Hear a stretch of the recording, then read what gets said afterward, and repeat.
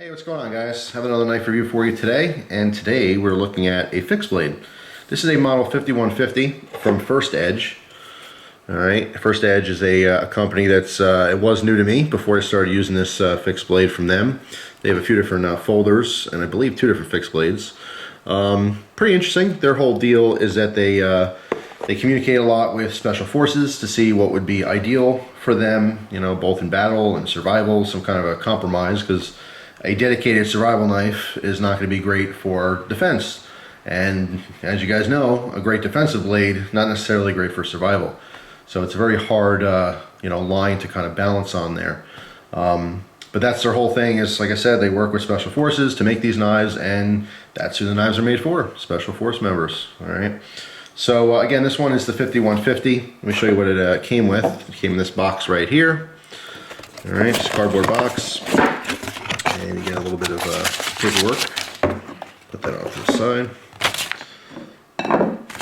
So it talks about the sheath assembly. Also how to remove the knife from the sheath, as you can see there. All right, just a little more information about the sheath and the knife itself, which is nice. I do like paperwork that gives you specs. There's all your specs right there.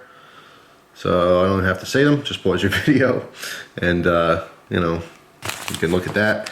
It's a pain in the ass, to be honest, to remember all the specs on stuff. But, it's important to know. The knife guys out there, I mean, some people will be like, yeah, that's cool looking, I'll get that. Now, the real knife guys, they need their specs. They want to know the blade steel, they want to know the length, because it really gives them a really good idea as to what to expect from that knife. So I really don't mind taking the time to tell you guys. But that certainly makes it easy for a video. So yeah, just pretty basic paperwork. But I do like the fact that you get information with your knife. Can't tell you how many different knife companies they don't give you anything. I don't mean like accessories. I mean, they don't give you anything in way of information. Just because you bought the knife doesn't mean you know all about it. So first, let's talk about the sheath. You can see it's a dual sheath system where you have the kydex, but then you have the drop down. Okay, very wide loop here, so accommodate a 3-inch belt, which is very nice. The fit on here, as you get it, because I did not adjust this. What's really cool is this actually has an adjustable screw here, which will adjust the tension. Okay, so how hard that's going to actually hold in there. But when you get the knife new, there's a little bit of play. Okay, but again, you can adjust that so that there's no play, which I actually like.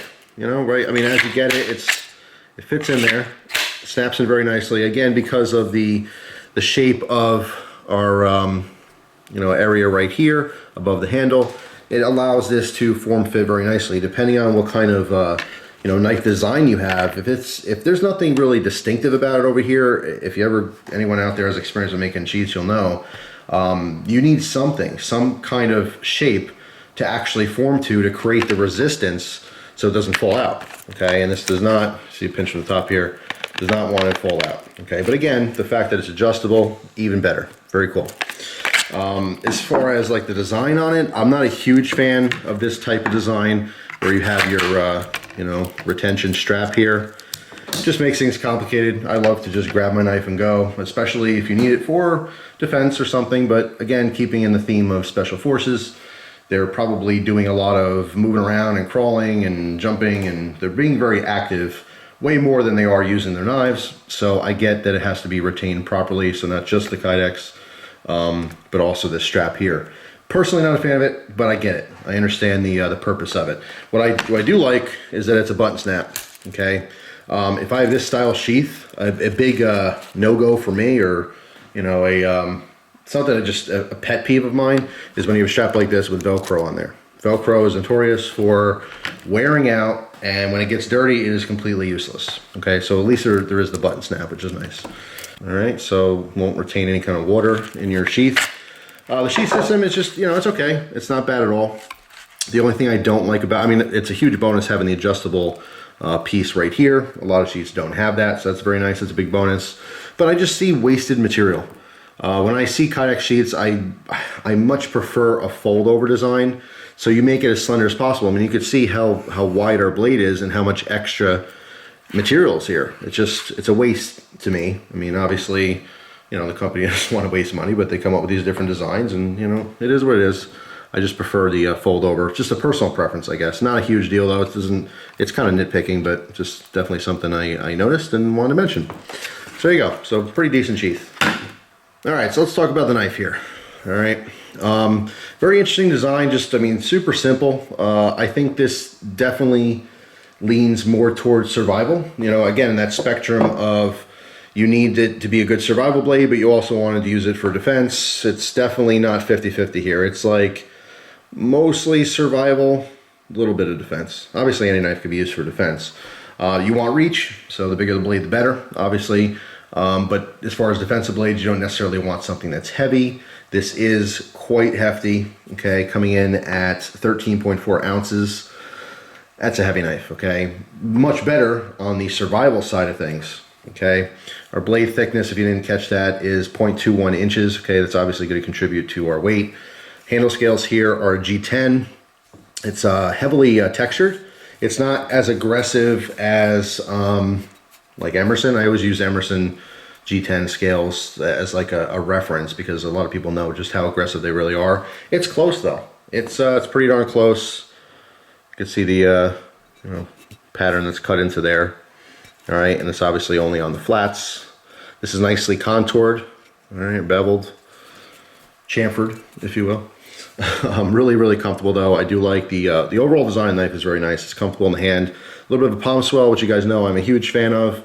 Naturally, a little bit of a finger choil and a slight guard. Nothing extreme there. There is no jimping on this. If you're a fan of jimping, you're not going to like this one because it doesn't have any. That simple.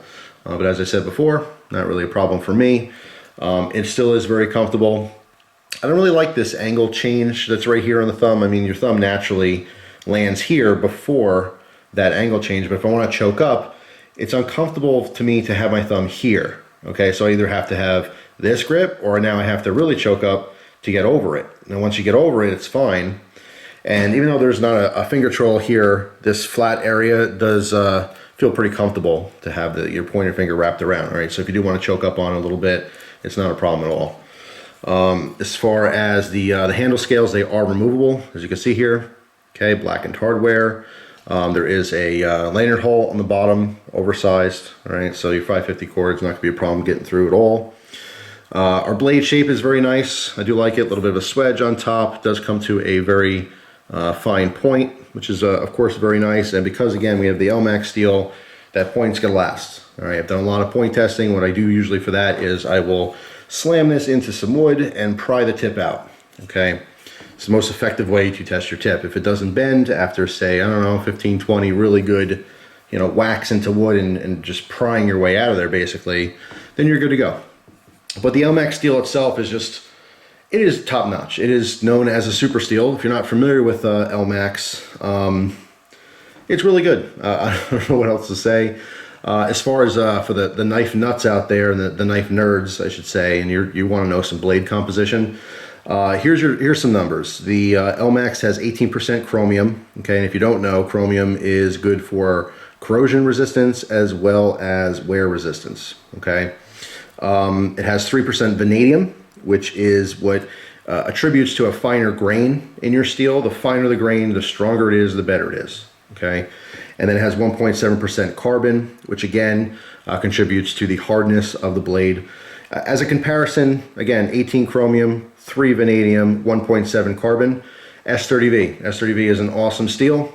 S30V is 14% chromium, 4% vanadium, and 1.45% carbon. So although it has 1% more vanadium for that fine grain structure, the ELMAX has 4% more chromium and more carbon. Okay, this is also Rockwell to 60 to 61. Okay, very, very hard, tough steel. It just you know, it doesn't want to rust very easily and it doesn't want to get dull, and that's the most important thing. Is you want your edge to stay sharp as long as possible, and ELMAX definitely performs. Okay, this is made, I believe, by Bowler out in Sweden. It's just a really, really good performing steel, hands down. This is flat ground, which I like. I mean, I don't have a super big preference as far as a grind style. Just kind of depends. As far as fixed blades, I am a big Scandi fan. But you know, if not, I like full flats. This is obviously not a full flat ground blade, but You know, it is nice and tough, nice and strong, knife and strong. Yeah, nice and strong. I do like that there's a little bit of style in these grips up in here. I mean, this is just, it's aesthetics. This serves no purpose. This area right here, it just looks nice. Just something I noticed. But it's good. It's hefty. This actually has a good little chopping power, even though it's not really its main purpose is to be a chopper. It's not a dedicated chopper or anything, but it does like to bite deep. I mean, I definitely contribute that to the nice sharp edge. And I do like the fact that it has a nice point on there. You know, I've dealt with a handful of, you know, bushcraft specific knives that just had rounded points, and you use your point a lot in survival / bushcraft / wilderness living. You know what I mean? Whether it's purposeful or not purposeful, that tip is very important. Okay, so I always you know, look for a good tip on a knife that's, you know, going to be used for survival type situations. Yeah. So the the price. That's what we all want to know, right? That's what it all comes down to, right? Cool. How much? Well, this one goes for $325. Okay, so that's unfortunately out of a lot of people's budget. If you are in the market for a survival / combat, well, let's just call it military. Military obviously will always encompass combat with the backup survival, just in case you get lost, dropped off, separated, who knows, prisoner of war, you escape. Well, I guess if you're a prisoner of war, you probably won't have your knife on you when you escape, but you guys get the point. So as far as that, is it worth it? The ELMAX is worth it. If this had a different blade steel, let's say this was sporting, I don't know, D2, I would say, yeah, it's pretty good, but I don't know if the price tag really is justifiable. I mean, compared to what else is in the market. But that ELMAX kind of pushes me over into the yeah, it's worth it range. If I'll leave it at this. I mean, if the design is something you like, it's definitely capable. It is definitely a poor combat knife, in my opinion. I mean, obviously any large sharp edge will work to defend yourself, obviously. But all the attributes you want, you know, in a combat specific knife, not really here. This is definitely, like I said before, mostly, you know, this much survival, this much combat. Okay, so if you're looking more on the survival type of the survival side of the spectrum, definitely your go-to. But you know, but then again, it's not a dedicated survival knife either, so it's kind of stuck in the middle there somewhere. If you like military style knives, you know, this might be your bag. But as far as like performance, it will definitely perform, and I think the $325 price tag is justifiable because of the materials. Fit and finish is really good from the scales to the blade stock itself. I mean, it's perfectly done. Everything's rounded or chamfered. It really does feel very nicely in the hands. I have one huge gripe though with this, and it's not just First Edge. It's so many different knife companies, and it's right here. All right, here's our nice sharp edge, and it stops there. Okay, you can see the grind or the, you know, coating was taken off here, but as I turn it, you can see our actual edge stops right at my nail. That sucks. Come on, just bring it all the way down. I know this, you know, obviously the grind comes back up here.